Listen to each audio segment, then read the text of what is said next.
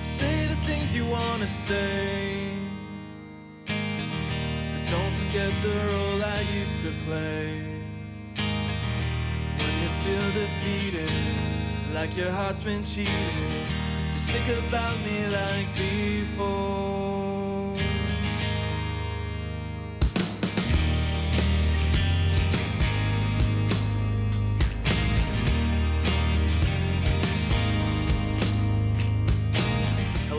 Hello, and welcome to the Leen Show, episode 15 of the Leen Show. In the first Leen Show, where Kathleen is wearing a long sleeve shirt, a flannel shirt, so really bringing in the fall vibes today. Yeah. Even though it's like 75 degrees outside in Florida. Yeah. No, it's actually fall in Atlanta. I mean, it's not too cold right now.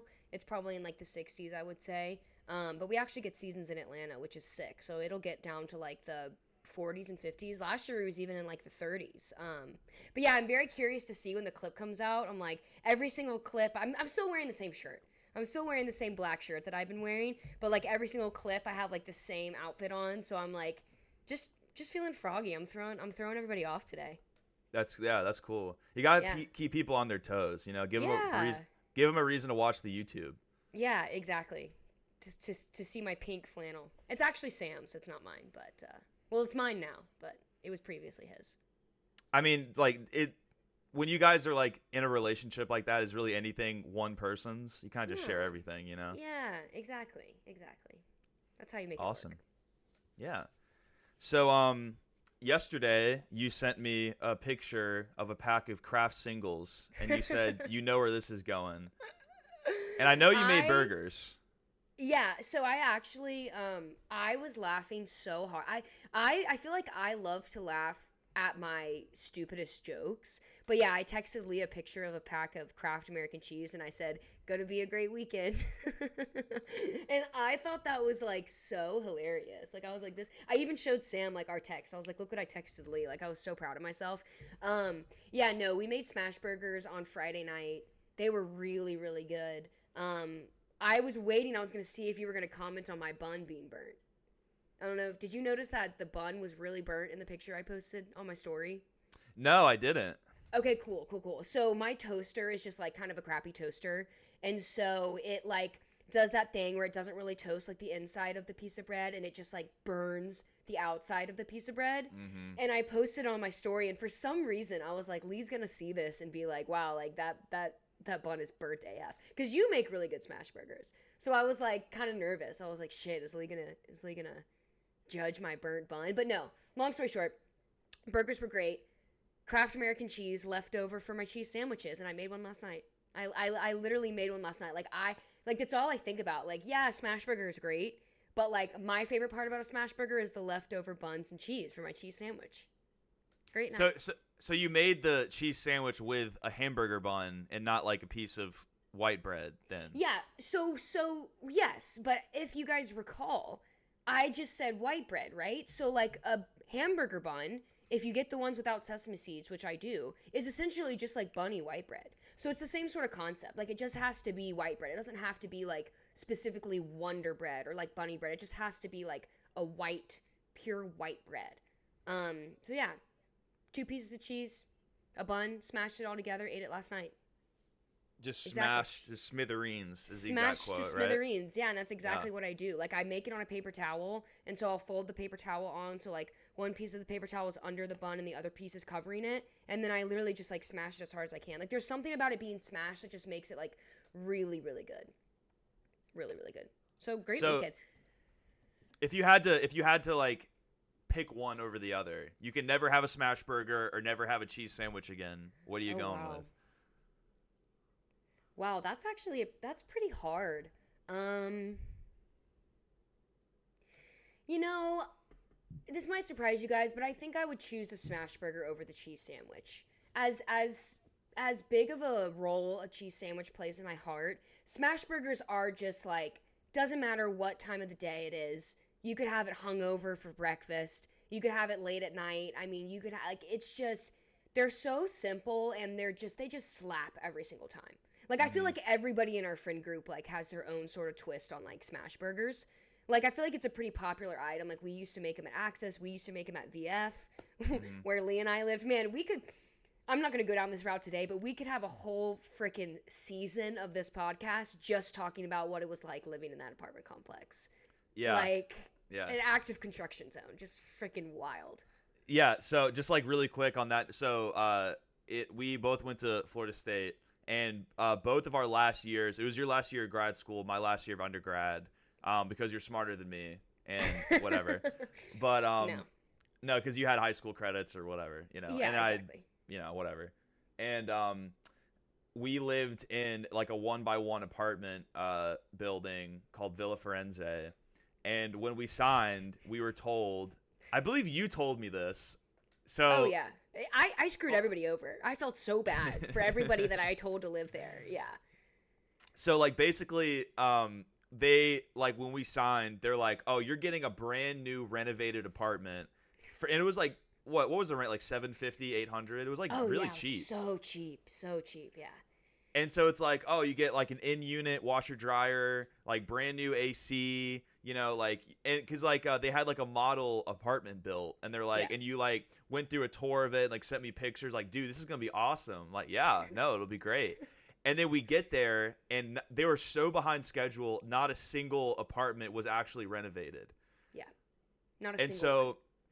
And not only that, they were so behind that like it was almost as if like they tried to create the worst living environment possible, because like they started construction at the beginning of the school year. And so basically from like mid to late August until we moved out in April, they were every single day was an active construction site in our apartment building.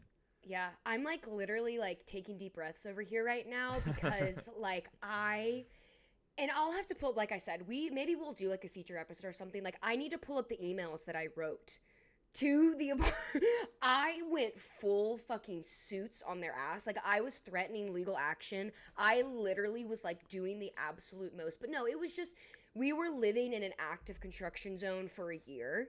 And not only that, the construction was authorized by the county to work outside of normal hours. So they were literally working like up until midnight. Like, so our entire like lives, like, and you did a better job. Like you like just like dealt with it. I like went mad. Like you were just like, and I remember like a couple conversations, anytime like I would complain about it, you would just be like, I mean, it is what it is. Like, cause I feel like that's just like your mindset versus I was like so hyper focused on the fact that like, this isn't what I paid for. Like, this wasn't what I told was going to happen. Like my life is like absolutely like my quality of life is so horrible right now. Like I just wouldn't let it not just ruin every single one of my days. And you were just like, whatever, man, like happy-go-lucky, like just chilling. I mean, your apartment, mine eventually got renovated. Yours never got renovated, right? Like, did you ever move into one of the new ones, or did you just stay in the old one? Because I actually got to move into the new one eventually. Yeah, okay, so two things. One, the other part about outside of hours, that includes weekends, by the way. Yeah. Yeah. Weekends. Yeah. Like, just 24/7. Like Saturday afternoon. All right, let's go to Kathleen's apartment. Let's get a couple friends over. Let's have some drinks. Maybe go downtown.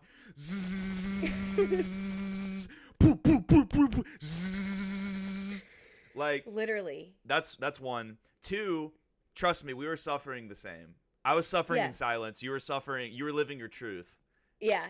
Yeah, you were suffering silence. I was living my truth. And then remember, it would be like a Saturday morning. This was like outside of the construction. It'd be like Saturday morning, like 9:45, and I'd be texting you. I'd be like, dude, do you hear that bird outside right now?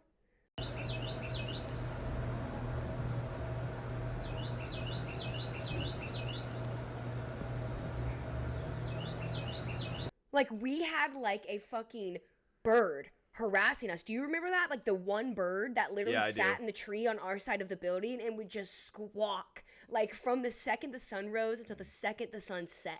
Like literally, and I'm like, I have like a thing about noises, and I feel like everyone knows this about me. Like I sleep with brown noise. Like I can't do. I'm making myself sound autistic right now. I'm not. I literally can't do like anything that's like a persistent sound. Like, if it's like, oh, a car alarm's going off for a couple seconds, whatever. But like a car alarm that like does that thing where it's like goes off and then there's 5 minutes of silence and it goes off again. Like, or like a bird that's chirping and then it stops and starts chirping again. Like, I just can't. Dogs barking, I literally can't. And I would just be texting Lee. I'm like, God, fuck. Do you hear that bird outside right now? Like, I'm gonna get my gun. I'm gonna freaking shoot that bird. Like, I literally was like, I'm gonna get a BB gun and I'm gonna go hunting at my apartment complex and kill this bird in the tree. Like, I was going mad. Like, I literally went mad that year. My poor dad, I would call my dad sobbing like once a week. I'm like, my air conditioner is making a noise. And my dad's like, deal with it. Like, just deal with it. I'm like, I can't, Dad. I can't. It was just miserable.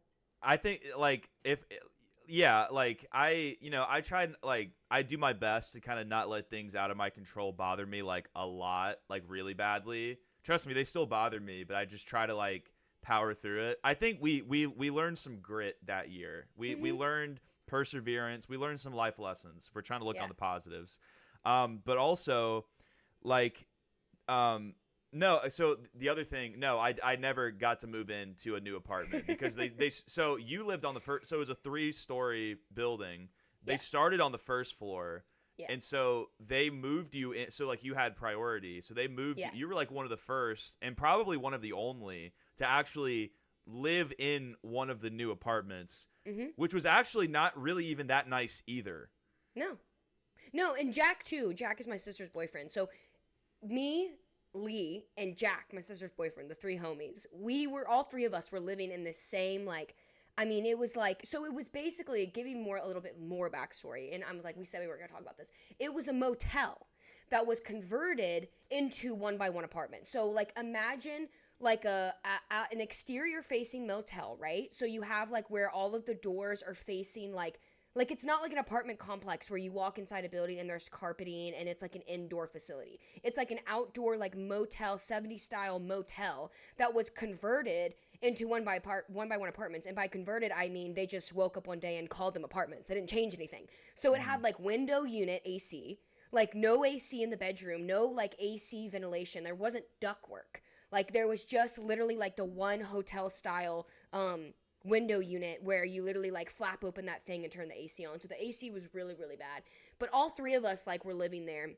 I was one of the first ones, not only because I was on the first floor, but because I was Karen for a year. I was literally living out a full Karen life every single day, like making that leasing office life hell.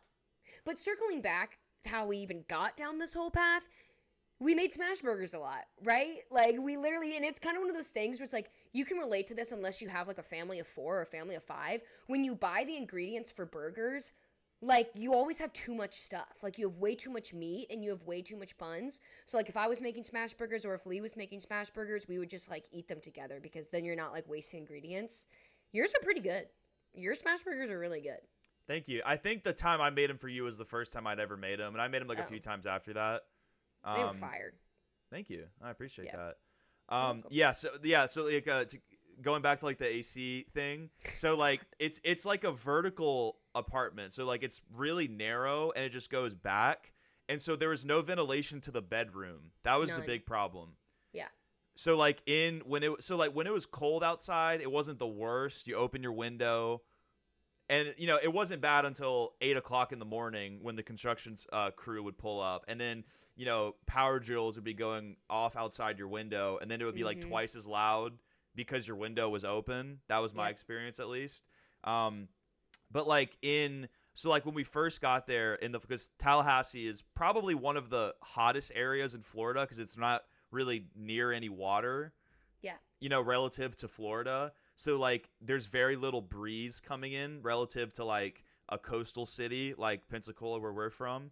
Right. And so, or, like, Tampa or something. So, like, it's just, like, you literally could not sleep in those rooms. They were saunas. Like, there's just no air filtering in at all.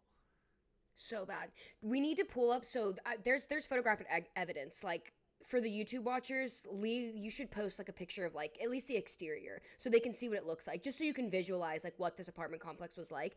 But yeah, I mean, it was absolutely miserable. I mean, there was just construction all hours of the day. And then there were just always like, it was one of those things where it was like they were on top of the construction people so hard, because they, had a deadline to meet. They were already a year behind. This was also like right after COVID. Like this was like the year after COVID. So it was doing like, shortage of construction materials was like a huge thing. And like that was always one of the excuses they would tell us. They're like, oh, like, all of the construction materials are in back order. I got like a flat tire from all of the nails. There was constantly like we were living. When I say living in an active construction zone, I mean that they were tearing down the building around us as we were living in it. Like, remember when they pulled the paneling off of the walls on the side of the building? Like, Yeah. they were literally pulling the paneling off of the building while we were living in it. And there were so many construction workers, they took our parking spots. Remember? Yeah. Like, we would never have anywhere to park because they had all of these people pulled up. Like, it was just...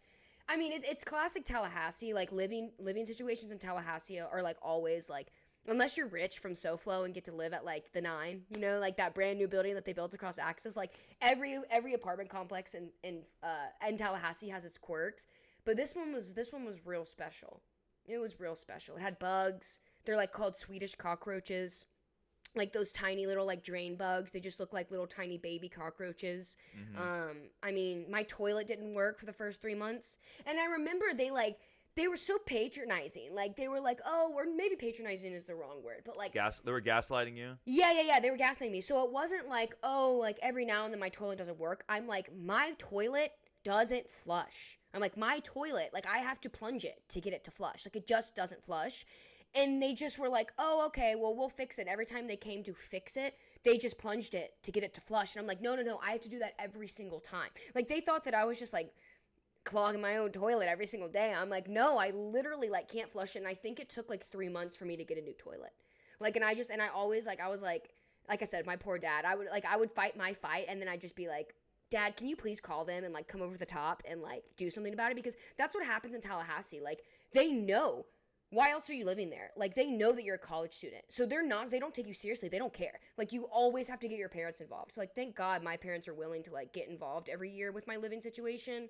But I did feel bad. I roped Lee into it. I convinced him to live there. I told him, I was like, hey, man, it's going to be great. We got these brand new renovated apartments. And then, same thing with Jack, too. And then, literally, it was a hellhole. Like, it was a hellscape. Yeah, I have a video in my Snapchat of me, like, I think, and it's really good, and I'll include it like right here.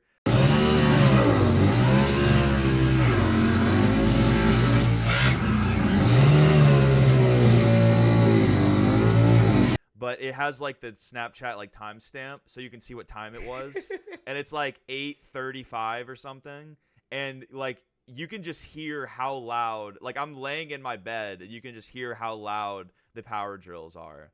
Yeah. And also, like you said, they were tearing the paneling off the side of the building. Like multiple mornings, I would wake up and like they would be working like right outside, like on the wall outside my window.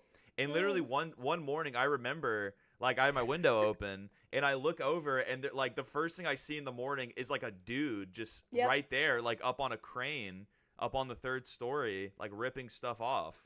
Yeah. And I'm just like make eye contact with this dude. He's like looking inside my apartment.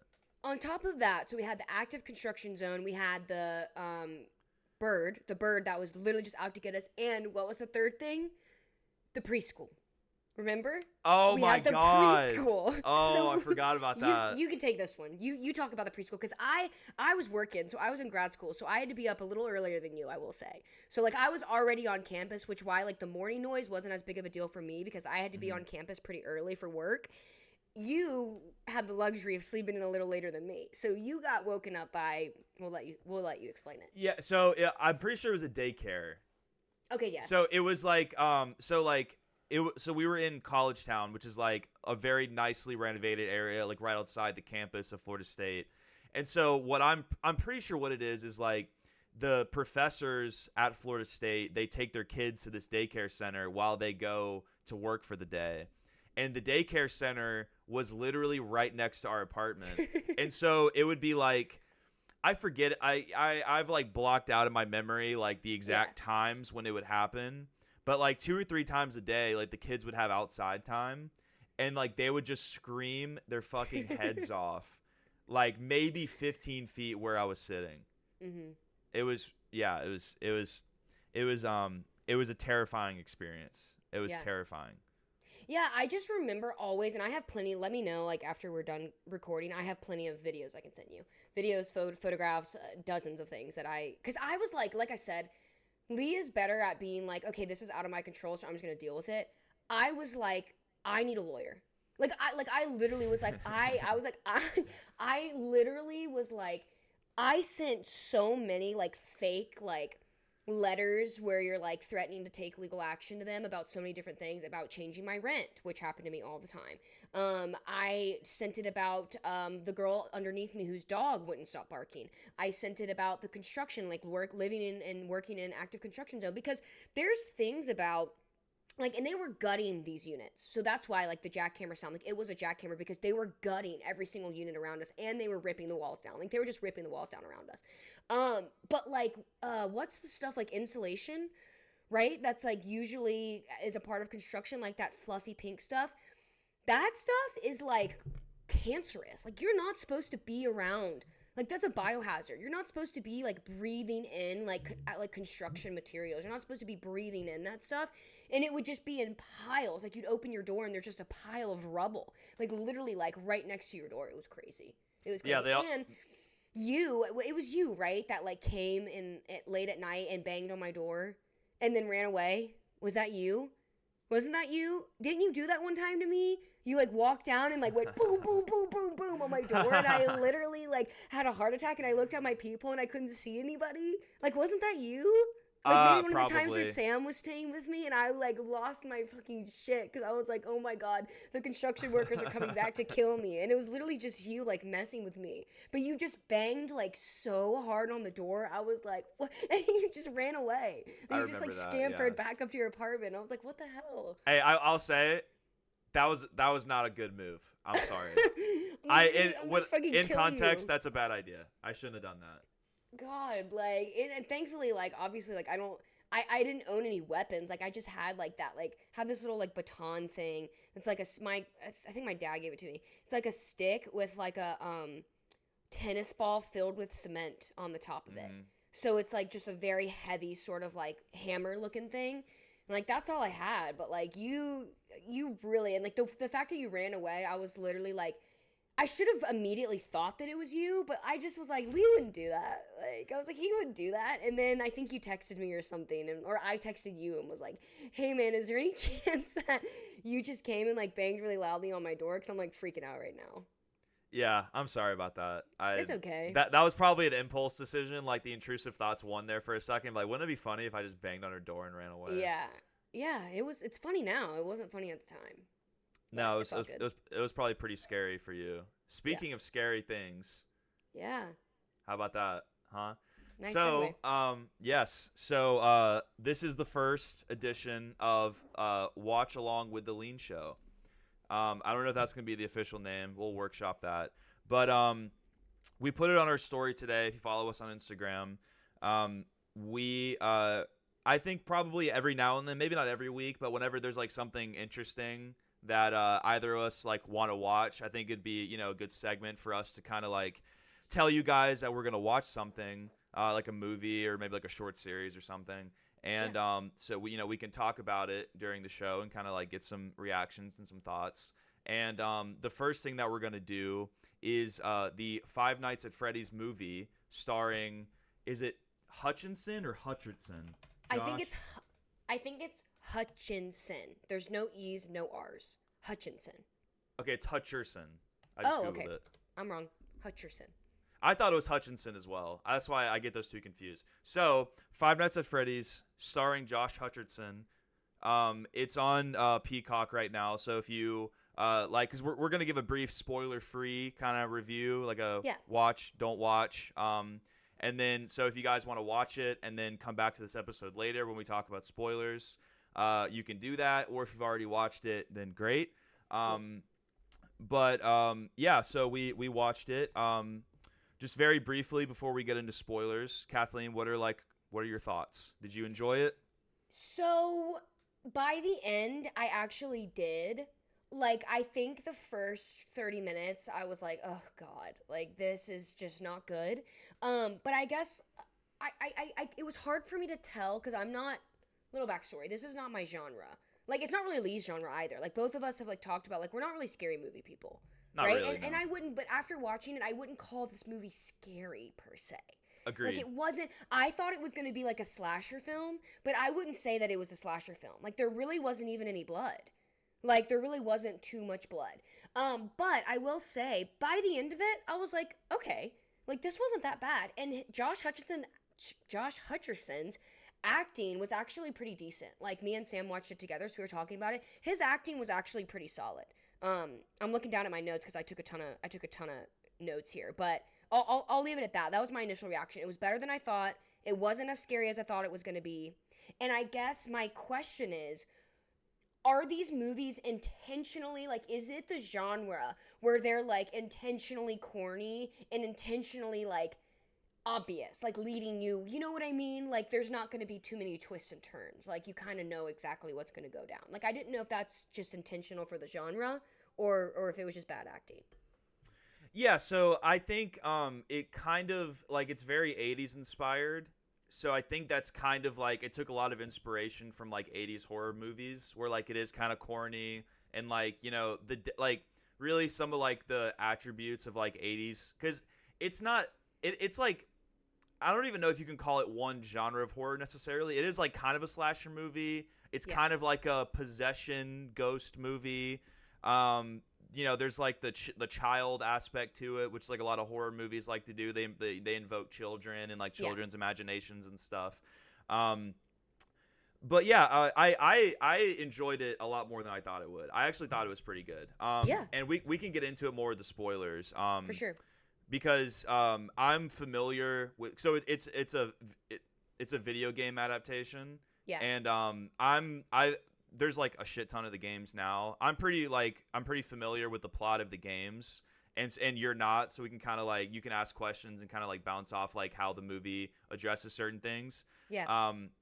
So like as far as like an adaptation goes of the games, I thought it did a very good job of like bringing in like it made a lot of like references towards the story of the games. There's like an insane amount of like lore in these games, like backstories, characters, whatever. So I think it does a good job of like succinctly kind of like explaining those things. I think it's worth a watch. I think I think so. Yeah. So I think like as far as like a spoiler-free recommendation, it's like there are like horror elements, but it's not really that scary. Like that's kind of like I don't really know if to dock it on this or not, but like there are like parts where it's like, oh, are you scared? And it's like not really. Yeah. But like it's not bad. It's not like badly executed. I didn't think it was that scary necessarily. No, I didn't either. I was expecting it to be a lot scarier, and maybe it's because, and I don't think this is a spoiler, but it's kind of like Lee said, it's got a little bit of like ghost possession, like child stuff in it, but it also ultimately is about like robots, kind of, right? Like they're robot ghosts. I don't know, but to me, everybody's scared of different things. I don't find robots scary. Like that's not what makes me scared personally. Other people could be like, "Oh, iRobot's the scariest movie I've ever seen." You know, right. Shout out iRobot. Shout out Will. Is that a Will Smith movie? Yes. Yeah. I personally, I'm not too scared. You know, I'm like, hey, it's the future, right? I'm not too scared of that. That was a bad joke, but. No, yeah. So, I guess like the last thing I'll say before we get into spoilers is like the horror of it comes from the idea of like. If you're like an adult and you like go to Chuck E. Cheese, because like so it's called Five Nights at Freddy's. It's based on like a fictional like sort of like Chuck E. Cheese pizza restaurant called Freddy Fazbear's Pizza, where there's like a band of like animatronic animals that are supposed to be like cute for kids, and they're like got instruments and they like play songs, but like you know. It's like it's the middle ground between like if you're a kid you might think you don't really see like the horror aspect of it, but like when you're older it's like that's kind of creepy, that's kind of terrifying, like they actually look like that. And so it kind of like even like the original designs like from the games, and also like that's one thing, like the suits were very like looked very very good I thought compared to like the actual designs of the characters in the games, because it's like this perfect mix between like on the surface, they do kind of look like cuddly characters, but like they are terrifying at the same time. Like they really pass both tests. Yeah, You know, totally agree. they work on both ends. So I guess that's all I have to say spoiler free wise. Okay. It's worth a watch. It's pretty good. It's pretty good. It's like an hour and a half. Pretty easy watch. I think it's worth a watch. It's also filmed in New Orleans. Yeah, I didn't pick up on that, which is cool. But no, I totally agree. Like, especially for someone that just like I said, this was fun for me because it's not really my genre, so I was like out of my comfort zone in a way. But it's really not bad. Yeah, it's worth a watch. I totally agree. It's worth a watch. Okay, great. So, all right, now we're gonna get into spoilers. So, okay, and maybe I should have said this before the spoilers, but just really, okay, 60-second background on the game. Yeah. Because this is like an interesting story, I think. Okay, so the guy who created the game, one guy made the first game. I think there's like a million of these games now because the first one came out like 9 years ago. So so here's the story. It's a guy named Scott Cawthorn. He's like some random guy. He's like one guy's game developer. He makes games himself. So he made a game that was supposed to be like for kids. It was like a kid game, like cute characters, whatever. And basically he like put out a trailer for this game, and a YouTuber watched it and reacted to the trailer and basically like made fun of the game, saying like, these characters are terrifying. Like, this is not cute for kids. Like, why would you make this? And he was like criticizing him while doing it. And so Scott was like, wait, okay, if I try to make cute characters but they actually turn out terrifying, what if I just made a horror game? Wow. Isn't that pretty cool? That is really cool, actually. Yeah, positive trolling right there. Like, truly. Like, turning like yeah, that's really sick, actually. Huh. So then the next game he made, and I don't even know if like that game ever came out, whatever. But so the next game he made after that was the first Five Nights at Freddy's. It blows up. I don't know the number specifically, but like it's got to be top 50 best-selling PC games of all time. Maybe like top 25. Okay, so it's a PC game. Because Sam was telling me it was an iPhone game. And I was like, what do you mean it's an iPhone game? I'm like, it's just an app? But no, so it's a computer game. They might have made a mobile version because it got so popular, but it's a PC game. That makes a lot more sense. Because I was like, why? You know, it's kind of rare for like, I mean, other than the Angry Bird movies, you know what I mean? Like, I feel like it's kind of rare for like an app, you know, to have like a movie made about it. So it makes a lot more sense now that it was like a PC game. Cool. Yeah. So he comes out with this game like 9 years ago, and basically like a big part of the reason why it blew up was like it comes out, everyone's like, oh, it's so scary, and then there's like a genre of YouTubers called Let's Players. Are you familiar with that term? Yeah. It's basically like, hey guys, we're gonna play a game together, and they like commentate over it. It's really big with like kids and teenagers and some, you know, nerd adults, whatever. Yeah. And so like, but they're really, really popular. Like I looked it up. The main video that blew this game up has like 115 million views. Oh wow. And it's just like some guy playing the game like, oh, I've never heard of this game, let's play it. It has like 115 million views. Game blows up, becomes a mega franchise. They make 4, 5, 6, 12, I don't know how many games after it. And eventually, yes, gets bought by Blumhouse. I think Blumhouse. Okay. They made like Paranormal Activity. It's like a like an indie horror production studio. And so they get the rights. And this movie was actually in limbo for like a really long time because this game came out 9 years ago. They've been trying to make this movie for like 6 years, and it finally comes out. And that's basically the backstory. So that's cool. Yeah. So also, just before I forget, you remember the scene in the diner where it's like the lawyer, the aunt, and then his sister, and then like the guy who's gonna trash it? Yes. Okay. The waiter in that scene is one of the Let's Players who like blew up the game. He was a YouTuber. That's really cool. The waiter's probably the one person I didn't notice. You know what I mean? Like, but yeah, that's sick. Love He's that a guy. for him. He like walks up and he's like, "Oh, what are you guys eating?" And then they're like, "We're not eating." And he's like, "Well, lunch is the most important meal of the day." That guy. Classic. Yeah, he's a YouTuber. He's a very That's big cool. YouTuber.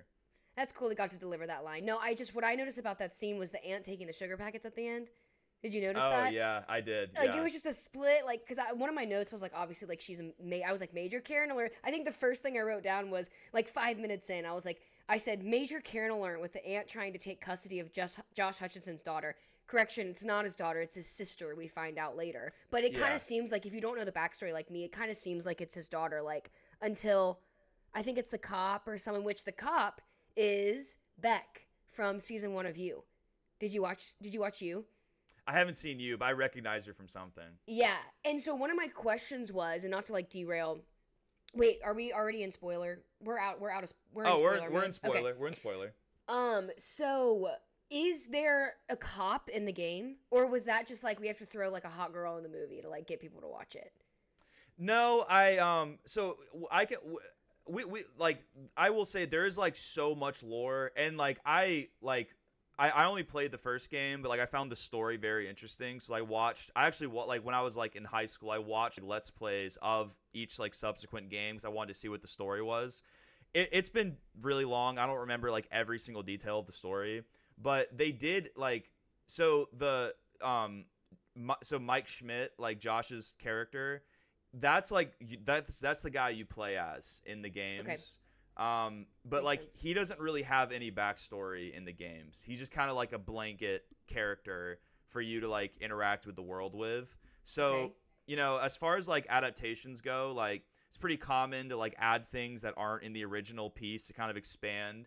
Like one of the things is like when you play the games, like a big like plot hole that like internet assholes love to bring up is like, why would he come back for night 2? Who would work this job? And then it's like, well, he works it because like he doesn't have anywhere else to go, right? He's got a sister, he's got a support, and Yeah. so like that's kind of, they bake in a plot reason why he would go back, which makes sense. Gotcha. No, really, like the only like the lore in the games is kind of like told very passively. It's not like there's like cutscenes and then like it's told to you. It's like very subtle, and Okay. that's like why like blew up on YouTube so much, because like people would make like videos like, oh, here's my theory on like what happened on this part of the game, and like you interpret. It's very That's cool. vague. So like the waiter guy, that's what he did. He wasn't a let's player. He like made theory videos on like, oh, who killed the kids? Who did this? Like, Yeah. oh, the game gives us hints on what's gonna whatever. And then those videos got like super, super popular too, tens of millions of views, and that's what got him in the movie. Anyway, Okay. but yeah, so like a lot of this, probably a majority of the plot of the movie is original to the movie, not really in the games. But I think that's one thing I think they did a really good job of is like incorporating like little parts of the game, like, and some of it was like really like some of it's like more obvious, but some of it's really subtle. Like there's I can't remember when exactly. It's like the second night he's there maybe, but like the lights are flashing on and off, and there's a shot where like with like a mirror, and it says "It's me" on the mirror. Yes. Did you see that? Yes, I did. Yes. Yeah. Okay, so in the first game, like randomly sometimes, like you'll just be like sitting in a chair, like looking at cameras, and then like there'll be this thing where like Freddy's face just like flashes in and out, and then it says "It's me," and it like flashes in and out like "It's me, it's me," and it's Okay. meant to just like be like a random event to like scare you, like keep you on Yeah. your toes. So they incorporated that in the movie. That was cool. And then like some other stuff. That's the main one I remember. But yeah, so I would say like the whole twist at the end of the movie is because okay, so one thing like watching the movies or watching the movie throughout in the game, like one of the first things you're told is the animatronics try to kill you because they don't see you as a human. They see you as an exoskeleton without its suit on. So like they're programmed to like stuff you back into a suit, Right. and that's what kills you. Gotcha. That's the plot explanation. And they don't say that in the movie because I think there's like a couple things that like if you played the games you would know why certain things are happening, but if you didn't, I would think you'd be kind of lost. Yeah. And that's one of them. Like why are they trying to kill you, but also like the whole like stuffing you in the suit thing is not like abundantly clear, I don't think, until like the very end when they kind of like say that. But I guess they saved that for like a plot reason. But what did you think of the twist ending? What did you think of the killer being her dad? So I literally have written down, I have, quote, "He's my father," quote, "the cop. This was the most random and unnecessary twist." Like, I just, so I remember the point in the movie where you realize, okay, like, the missing children are in the suits, right? Like, the missing children are possessing the suits. We get that. Mm-hmm. But then the cop, the freaking horny cop, I don't know if I can say the H word on here, but I'm going to say it. Oh, right? you can. Like, there's all, like, she's so, okay, wait, let me just go back. I have written down, do you remember the scene when, like, they're watching the animatronics dance, and she's, like they're watching them, like, play the music, like, behind the curtain, whatever, and Beck, the cop, I don't know what her name is in there, but Beck from You, turns to Josh Hutcherson, and she's like, "You want to dance?" Yes. Like, do you remember that scene? She was like, "Want to dance?" And I was just like, what? Like, she was so weird, but no. So the twist being like, oh, he's my father, I was like, number one, this is the most random and unnecessary twist.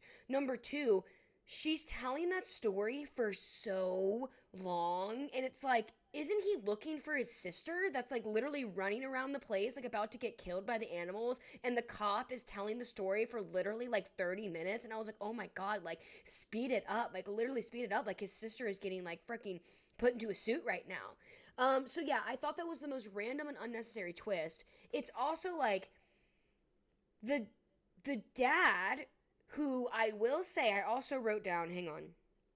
I wrote down, of course I knew from the second the guy started talking in the initial scene that he was the bad guy. 100%. 100%. Yeah, so I had to put that out there. Like, the second that guy, I don't know that actor's name, but I do recognize him. He's probably, I think he must be a character actor, because I know he's been in some other stuff before.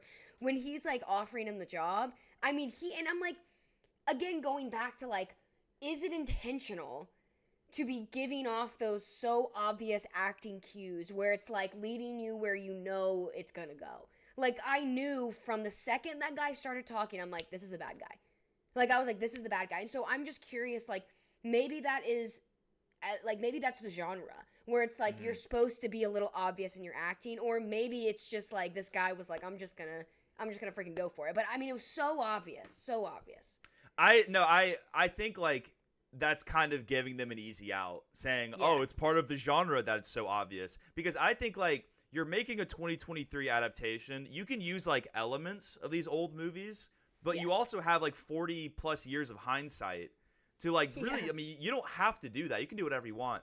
There really wasn't any, like, what it really needed was it needed, like, is it a red herring? Is that the literature term for, like, oh, like, you're being thrown off? Mm-hmm. There was nothing to throw you off, because it's like, obviously the killer, well, it's a killer, yeah. So, like, the guy, he, like, obviously he's gonna get revealed at some point, probably near the end, and there was no other male character it could possibly be, because obviously it's a guy. And I agree, there needed to be, like, at least one other, like, what really would have, like, a creepy janitor that's been working there for 20 years. That's, like, you know what I mean? Like, something like that. Or, like, some, like, you know, the local drunk that, you know, says something offhand to Josh Hutcherson, you know, like, something like that. Like, another guy who you're like, oh, it's definitely him. It's not the job counselor. Like, you know, I agree. I totally agree. It was a little too obvious for that. And then, like, why did he stab her at the end? Dude, okay. Wasn't that kind of pointless, too? Okay.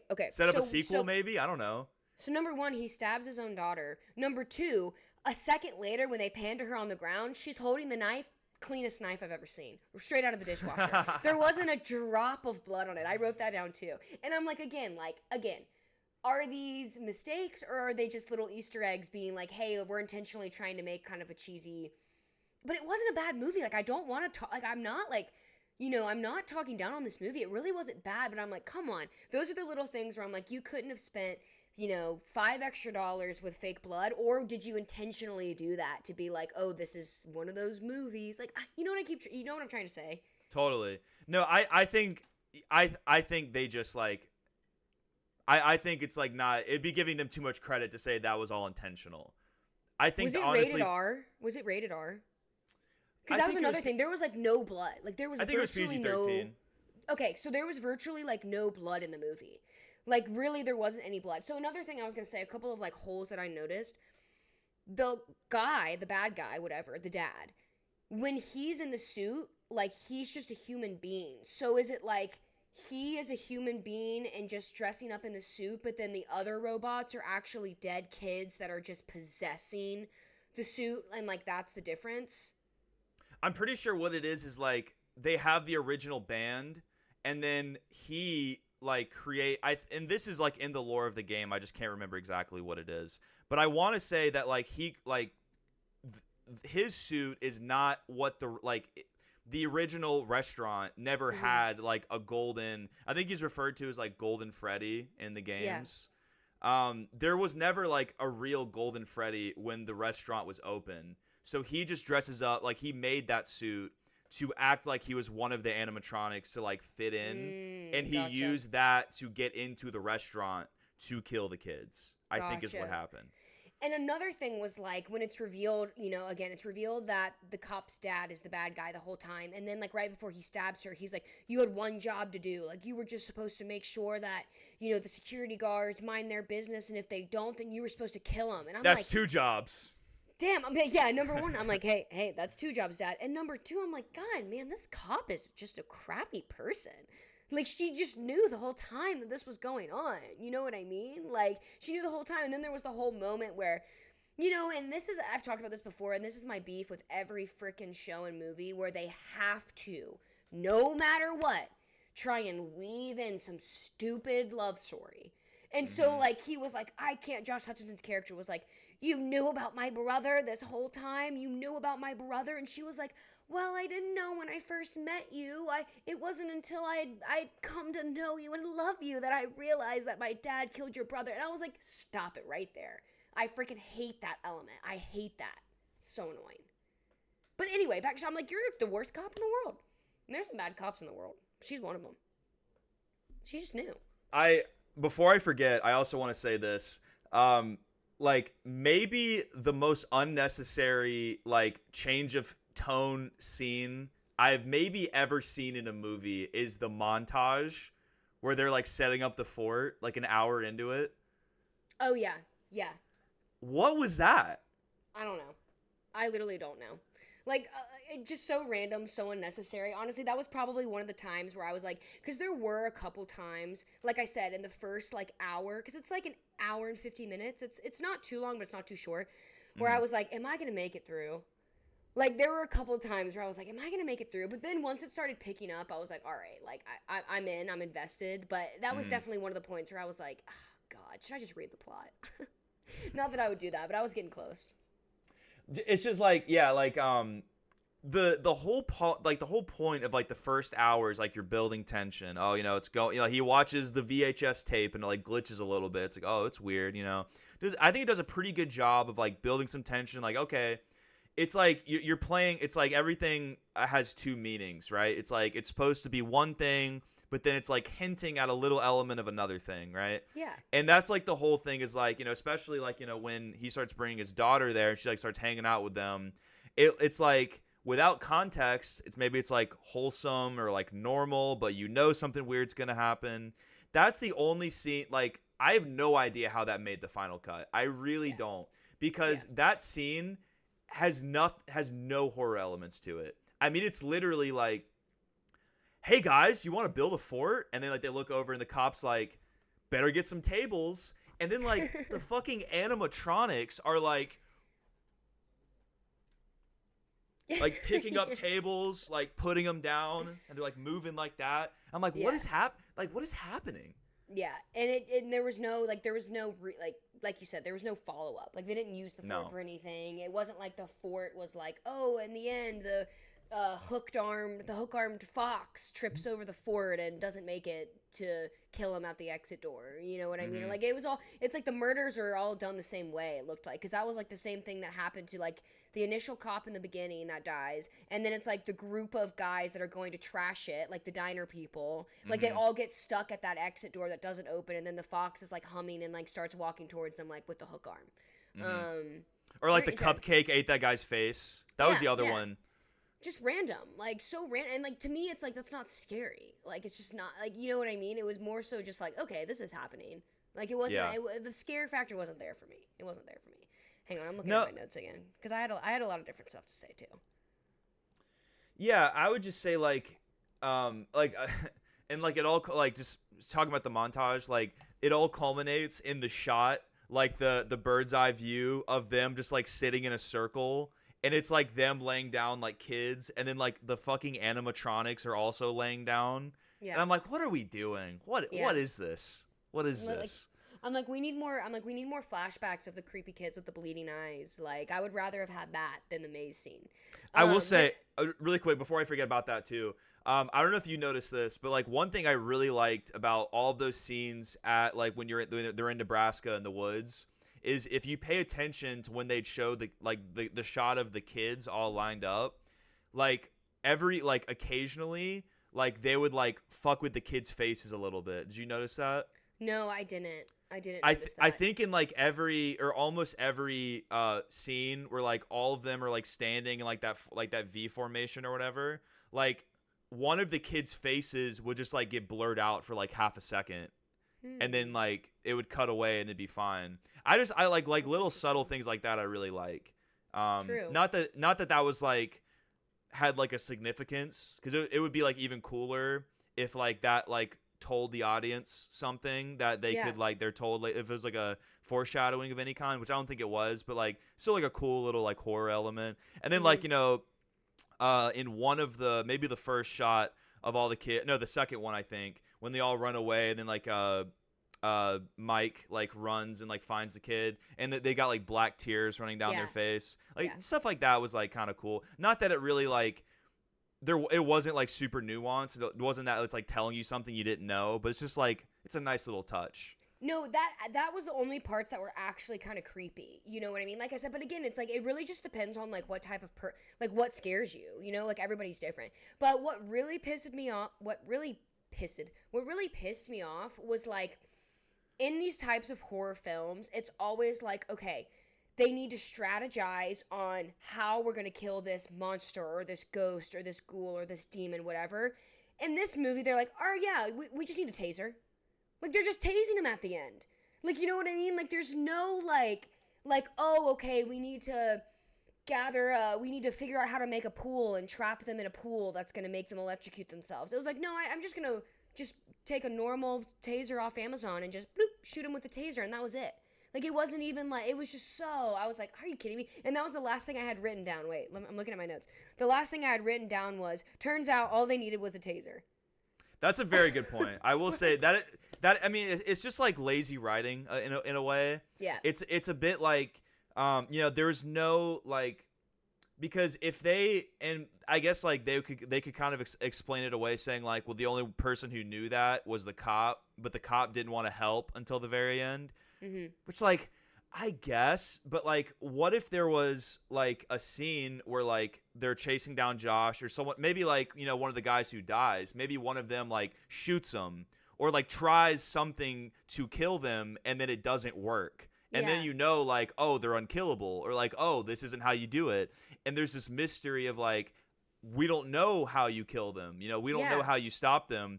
But it basically, like, no one even tries to fight them until the very end. And it's like, oh, dude, just pour some water on them. No, literally. And just shoot them with your taser. And it's like, or it could have been, like, the little girl, the sister. I can't remember her name. Anna or... Abby. Abby, yeah. Abby, it's like she has all of these like vivid, like she's not much of a talker, like she prefers to draw, whatever, and like it, that's part of the story. Like she has like all of these like things in her mind, basically, like trying to attract her to come to the place, and it's like she draws all these crazy things. So maybe even like a plot line where like one of her drawings is like connecting all of the machines at Freddy's, you know what I mean, connecting all of the games and creating this like huge power surge or something to kill them. Like anything other than just being like, oh, you just tased them. Like, I couldn't believe that. Like, I literally couldn't believe that was just, like, how... I was like, I can't believe that's just how it goes. That's a really good... I actually, like, didn't think about that. That's a really good point. Yeah. It's just, like, very lazy. Yeah, that's a good point. Yeah, I'd say, the one thing that I was expecting to see at some point, and again, I might butcher some of this lore. I don't think any of the listeners will correct me on this necessarily, but there's a character in the second game that's like a puppet, like a marionette puppet. Ooh. And that character, I want to say, was also a kid who was killed, but it's this puppet, like its purpose is to free the souls of like all of the kids who are still stuck in the animatronic. Okay. And that's like its point. And so I thought that was going to come in at the very end, like, oh, like, here's this, here's this other character that we've never seen, and, like, I want to say it was a kid, and, like, that's kind of, like, how, I thought that's how it would end, was, like, the kids' souls get freed from the animatronics, they're not haunted anymore. I think they might have done that if they didn't want a sequel. I think they might be saving that for a sequel.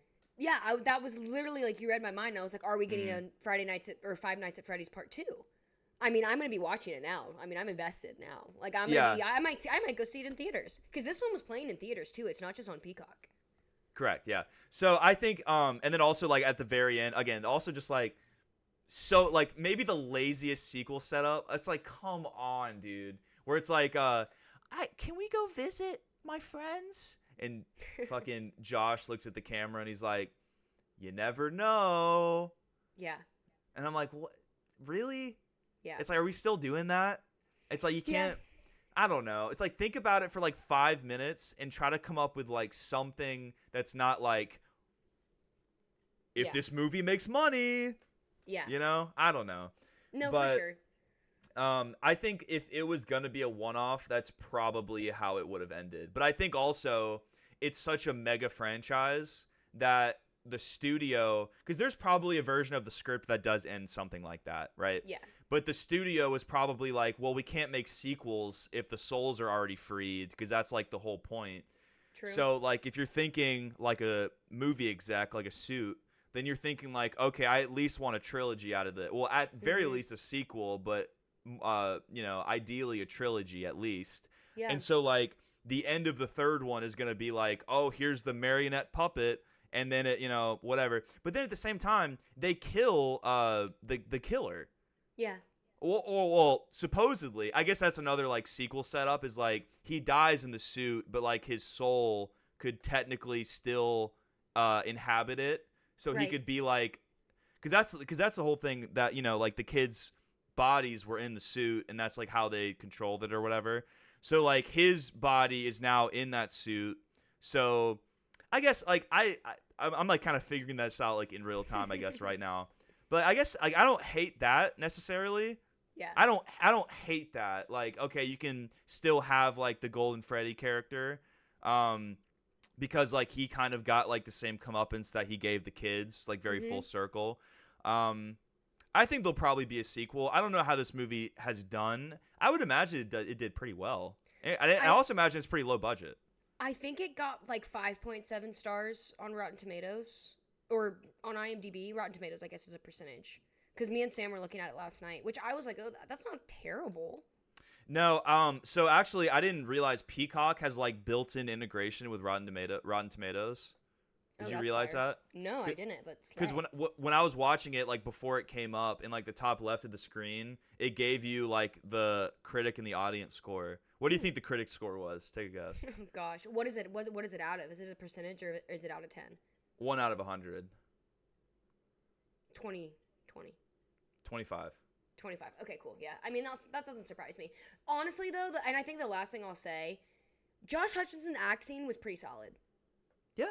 Like he's a solid actor. You know what I mean? Like he did a decent job with that role. I mean, I wouldn't say it was a complicated role.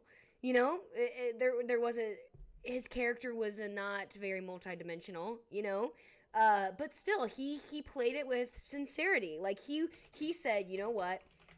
It's been a while since the Hunger Games. You know, this is my first big thing, I would argue, since the Hunger Games, and he really played the role with sincerity, which I really appreciated, to be honest. Like he walked in and just like gave it 100%, like, which is awesome. So go you, Josh Hutcherson.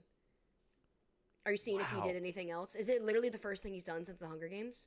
No, I looked up the budget of Five Nights at Freddy's, so it's $20 million. But wow, it's okay. What? Okay, I think the Wikipedia page says it's made $130 million. Wow. That can't be right. Hold on just a second. Because it came out like on Friday. 2 days ago, yeah. Oh my God, it made $130 million opening weekend. Okay, we're getting some sequels. That's Strap in, awesome. folks. Strap in, folks. You're getting 6 more Five Nights at Freddy's movies. That's Damn. pretty awesome. Yeah. Yeah, I mean, 70. sounds like. Sorry, go ahead. Good. Well, I was gonna say, it just sounds like they have a loyal fan base. You know what I mean? I mean, despite whether you think the movie is good or not, it sounds like it's just kind of one of those, just super loyal fan base. They're all gonna go see the movie. Yeah. Okay. So we can't. I'm glad you said that. We can't finish this without me briefly bringing up. This isn't the whole fan base, because I think there's like a lot of different people like the lore, people just like the games, whatever. There is certainly a percentage of the fan base that just want to fuck the animatronics. Oh God, that's right. I forgot Yeah. you mentioned that whenever you told me to watch this. Whenever I was Yeah, assigned this piece. There's a lot of Rule 34 out there on Oh, Five Nights at God. Freddy's characters. I don't There's- even know where to start with that one. Like, there's a lot. Like, a lot. Because they don't have, and like, I feel like I don't know much about furries, but like from what I do know and from what I've seen, these don't have any human like characteristics at all. So it's even more confusing. Like, it's not like, oh, like Bowser's pretty buff, you know what I mean? Or Daisy's got, you know, Daisy's pretty snatch, you know. Daisy's got an hourglass figure, like, you know, or you know, Mrs. Incredible is thick AF. Like, it's not like, Yeah. they're just like literal Chuck E. Cheese characters, and you can see their robot parts in between their fluffy. Like, you lost me on that one. Like, that's crazy. Listen, I'm not there. I'm not like, you know, I'm not being like, oh yeah, well, that's really what got me into it initially. That's Right. not what I'm saying. I'm just saying, like, it's something that needs just, and we'll leave it at that. I'm just saying Yeah. that's probably 10, 15, maybe 20% of the fan base, probably. Oh, man. There's a lot of people who spend a lot of time on the internet who are very big Five Nights at Freddy's fans for those reasons. Mm.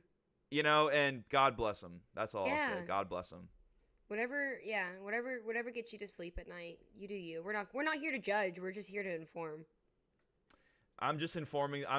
This is my, you know, if I was writing an article, I would have like a paragraph at the end like, oh yeah, by the way, a lot of people want to fuck the robots. And that's Right. it. And we'll leave it at Right. that. Yeah.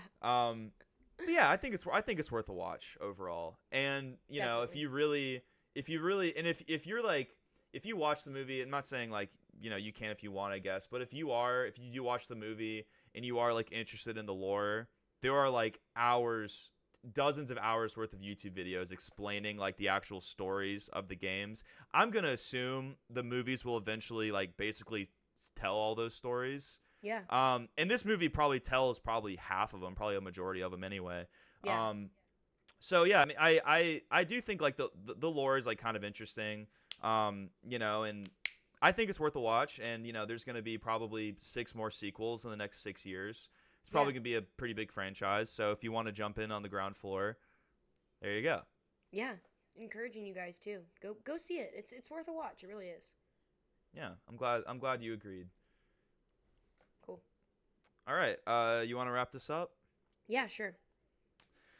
All right. All right. Also, just really quick, R.I.P. Matthew Perry. Tough one. Oh yeah. That's a tough I'm one. smiling, but I'm not. It's so okay. Okay, I do just have one or two things to say about it. Yeah, definitely rip Matthew Perry. Are you a big Friends? Have you seen Friends all the way through? I know. I mean, you can't be alive and not have seen an episode of Friends. It's just too popular. But like, were you like a Friends person? Like, did you watch it all the way through? When it aired on Nick at Night, I Okay. watched them a lot, so I've probably Yeah. seen like a vast majority of the episodes. Yeah. Yeah, I mean, my mom used to have it like back when we had like a tiny little television in our kitchen. You know how everyone used to have like an old fashioned yeah. like Yeah. TV, VCR, whatever type deal in their kitchen. My mom used to. I remember my mom watching it on that. So I've been watching it for a really long time. Granted, it's been probably like I'd say probably 2 years since I've rewatched it all the way through. And I'm sure now that this has happened, I'll go back and rewatch it. I would guess it's on Peacock because it's an NBC thing. No. Yeah, duh. Yeah, it's NBC. It's How I Met Your Mother that's not NBC that I always like get mixed up. That's Anyway, CBS.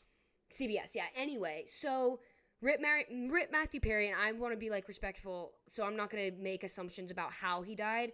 I just want everybody to, if you're interested, go and look at his last, I think, 5 Instagram posts. Like a week ago, he just... It almost seemed like kind of just like manic, and I even read through some of the comments that were posted before his death came out in the news, and people were like, "Hey man, are you good? Like, are you okay?" Because it was just this weird series, and all on the same day. I always find it weird when someone posts like 4 or 5 times on the same day on Instagram, unless you like are explicit about what you're doing. Like, it's just weird to post 5 or 6 times on the same day. It's just not like typical Instagram protocol, whatever. He posted like 5 or 6 times in a row various posts about his hot tub and Batman.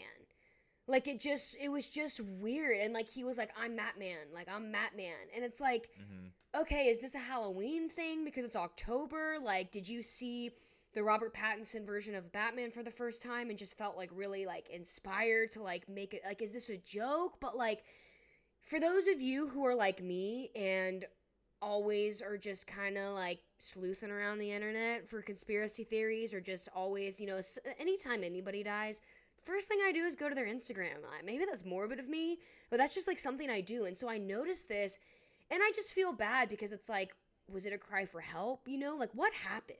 Yeah. Like, it's just strange. So I don't know if the post will end up being deleted like by his family or his team. I mean, I'm not sure. But it's also kind of ironic that he passed away in his hot tub, and the last picture he posted was a picture of himself in his hot tub. Yeah. Like, it's just strange. So I'm kind of waiting for the first article to pop up to be like, because, everything right now is like, every news is trying to just get it out, being like, Matthew Perry, NBC posted about it. I mean, TMZ, of course, Classic was the first one to break the story. But I'm waiting for the first article to come out that's like, Matthew Perry, dead at 54 from apparent drowning, mysterious coded Instagram post in weeks leading before he died. Like, was that not, like, that was spot on. Like, that's literally going to be the headline. Like, it's going to be like, Friends star Matthew Perry dies unexpectedly at 54, apparent drowning, mysterious coded Instagram pictures leading up the week before his death. Like, I'm waiting for that article to come out because I know I'm not the only person that's, like, noticed it. And then, of course, his last Instagram post, I think I checked before the pod, it had over 150,000 comments. It's probably at, like, 500,000 comments right now, just people being, like, it just sucks. So, that's all I'll say. Rip to a legend, a comedy legend. Sorry to his family, and I'm sure the Friends cast are all just like devastated right now. It's just sad all around. Yeah, it is really sad. So yeah, I think we'll just leave it at that. Thank you guys for listening. Sorry to end on that. But I thought this was a great episode. So thanks for listening, guys. Yeah. We are on Instagram and TikTok at The Leen Show. We post clips and stories there. Please follow us on there. If you're watching on YouTube, thank you so much. Please consider liking the video and leaving a comment, and subscribing to the channel. And we're also on Spotify, The Leen Show. That's probably how you're listening. Thank you so much for listening. If you want to give us 5 stars, if you haven't already and you enjoyed this episode, that'd be awesome. We will be on Apple Podcasts soon. And thank you to Glazed Eyes for letting us use their single Way Down. Cool. Check them out on Spotify. Only other thing I was going to say is if you guys liked this episode and you have like any suggestions for movies or shows or just weird things that you want us to talk about, feel free to shoot us a DM. I mean, we also have our email as well, but like we're totally open to suggestions. So if there's anything else that's kind of weird or funny or cool that you want us to talk about, let us know and we'll do our best. Yeah, absolutely. Our DMs are open on TikTok and Instagram, so you can send us there. Our email is contact the Leen Show with 2 T's for the last T in contact and the Leen Show. Contact the Leen Show at gmail.com. Yeah, let us know. If there's anything you'd like us to react to or think would make for good content, please let us know. Yeah. Sweet. All right. Well, have a good one, guys. Peace. See ya.